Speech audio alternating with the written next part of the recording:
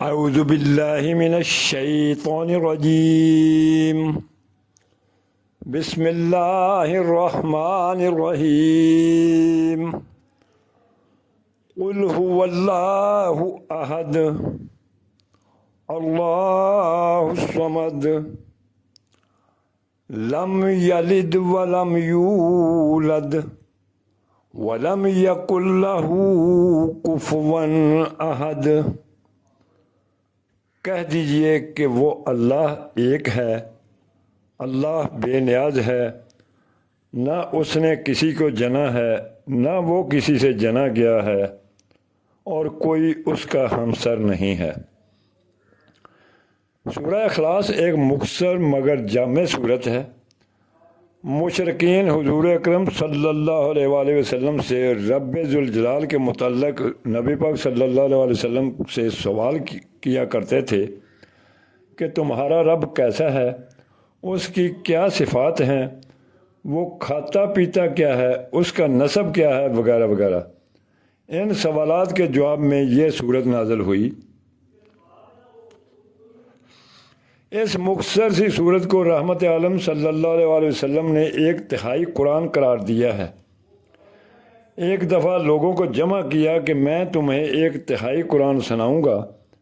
جب لوگ جمع ہو گئے تو آپ صلی اللہ علیہ وآلہ وسلم نے اسی صورت کی تلاوت فرمائی اور کہا کہ یہ تہائی قرآن کے برابر ہے۔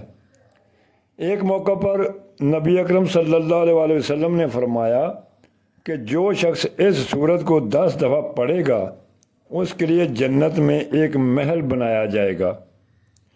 ایک آدمی کے اس صورت کے ساتھ محبت کے اظہار پر آپ صلی اللہ علیہ وآلہ وسلم نے فرمایا کہ اسے خبر دے دو کہ خدا بھی اس سے محبت رکھتا ہے۔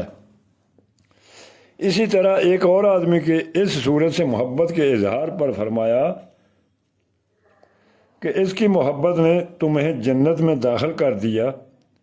ایک موقع پر آپ صلی اللہ علیہ وآلہ وسلم نے سورہ اخلاص، سورہ الفلق اور سورہ الناس کو تورات، زبور، انجیل اور قرآن مجید سب کتابوں میں نازل ہونے والی سب صورتوں سے افضل قرار دیا۔ اس مختصر سی صورت میں معنی اور مفاہیم کا ایک وسیع سمندر بند ہے۔ اسلام کی بنیاد توحید اور سنت 2 چیزوں پر ہے۔ اگرچہ واضح طور پر اس صورت میں ان میں سے صرف توحید کا بیان ہے، لیکن مولانا مفتی محمد شفیع نے یہ بہت خوبصورت نقطہ بیان کیا ہے کہ کل کے لفظ میں رسالت کا بیان بھی آ جاتا ہے،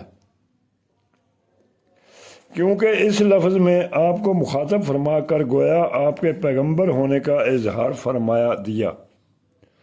توحید کی بھی ہر قسم کو اس صورت میں بیان فرمایا گیا ہے۔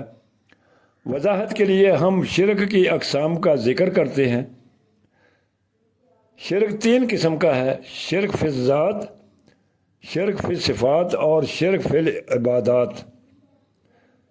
شرک فی الذات کی 4 صورتیں ہو سکتی ہیں۔ ہر آیت میں ایک صورت کی نفی فرما دی گئی۔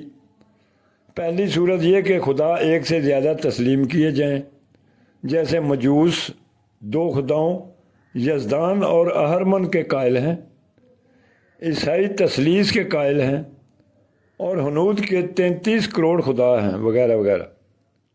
اس کی نفی پہلی آیت میں فرمائی کہ وہ اللہ ایک ہی ہے۔ شرک فی ذات کی دوسری صورت یہ ہے کہ کسی کو خدا کا معاون اور مددگار مان لیا جائے، جیسا کہ ہمارے زمانے کے کچھ بد عقیدہ لوگوں نے بزرگوں کو یہ درجہ دے رکھا ہے۔ اس کی نفی دوسری آیت میں فرمائی کہ اللہ کو کسی معاون اور مددگار کی ضرورت نہیں، وہ تو ان سب سے بے نیاز ہے۔ صمد کے بہت سے مفاہیم مفسرین نے بتائے ہیں، جن کا خلاصہ یہ ہوگا کہ صمد وہ ذات ہے کہ جس کے محتاج سب ہوں اور وہ کسی کی محتاج نہ ہو۔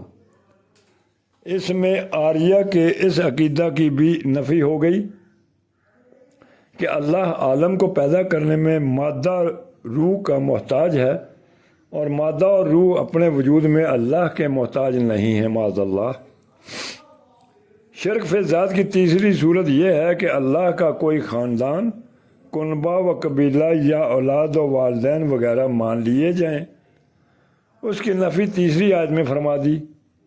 اگرچہ بظاہر یہاں صرف والدین اور اولاد دو رشتوں کی نفی ہے، لیکن اگر بغور دیکھا جائے تو یہ بات سامنے آتی ہے کہ باقی جس قدر رشتے ہیں وہ انہی دو رشتوں کی معرفت بنتے ہیں، اور جب انہی دونوں کی نفی ہو گئی تو سب رشتوں کی نفی ہو گئی۔ اس میں نصارہ کے عقیدہ مسیح ابن اللہ اور یہود کے عقیدے عزیر ابن اللہ کی بھی نفی ہو گئی۔ شیخ القرآن مولانا غلام اللہ خان نے لم یلد کے لفظ سے یہ مفہوم مراد لیا ہے کہ اس کا کوئی ولد اور نائب نہیں، یعنی اس نے اختیارات کسی کے حوالے نہیں کر رکھے۔ اس مفہوم کے مطابق شرک فی الذات کی دوسری اور تیسری دونوں صورتوں کی نفی اس آیت میں آ گئی۔ شرک فی الذات کی چوتھی صورت یہ ہے کہ اللہ کی طرح کا یا اس جیسے اختیارات والا کسی اور کو مان لیا جائے۔ چوتھی آیت میں اس صورت کی بھی نفی ہو گئی۔ شرک فی الذات کے بعد شرک فی صفات ہے۔ لم یکن لہ کفوا احد میں اس کی بھی نفی ہو گئی کہ کسی لحاظ سے بھی اس کی برابری کرنے والا کوئی نہیں ہے، نہ ذات کے لحاظ سے اور نہ صفات کے لحاظ سے۔ شرک فی ذات اور شرک فی صفات کے بعد شرک فی العبادات ہے۔ جب شرک فی صفات کی نفی ہوگی تو اس میں یہ تسلیم کرنا پڑے گا کہ ہر کسی کے حال کی ہر وقت مکمل خبر رکھنے والا صرف اللہ ہی ہے، اور ہر کسی کی ہر حال میں ہر حاجت کو مکمل طور پر پوری کرنے والا بھی اللہ ہی ہے۔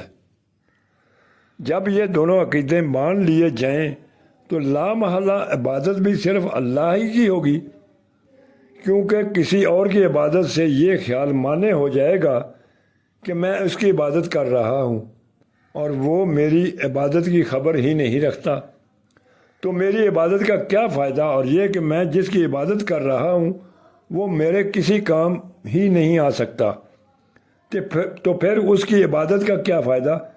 اس طرح شرک فی صفات کے ضمن میں شرک فی العبادات کی بھی نفی ہو گئی۔ تو معلوم ہوا کہ اس مختصر صورت میں شرک کی ہر قسم کی نفی کے ذریعے توحید کا مکمل بیان بھی ہے اور لفظ قل میں رسالت کا بیان بھی ہے۔ گویا یہ صورت مختصر ہونے کے باوجود توحید اور سنت کی جامع ہے جو کہ اسلام کی بنیاد ہیں۔ قرآن مجید کی دوسری صورتوں میں تو بالعموم کسی ایسے لفظ کو ان کا نام قرار دیا گیا ہے جو ان میں وارد ہوا ہے، لیکن اس صورت میں لفظ اخلاص کہیں وارد نہیں ہوا۔ اس کو یہ نام اس کے معنی کے لحاظ سے دیا گیا ہے۔ جو شخص بھی اس کو سمجھ کر اس کی تعلیم پر ایمان لے آئے گا وہ شرک سے خلاصی پا جائے گا۔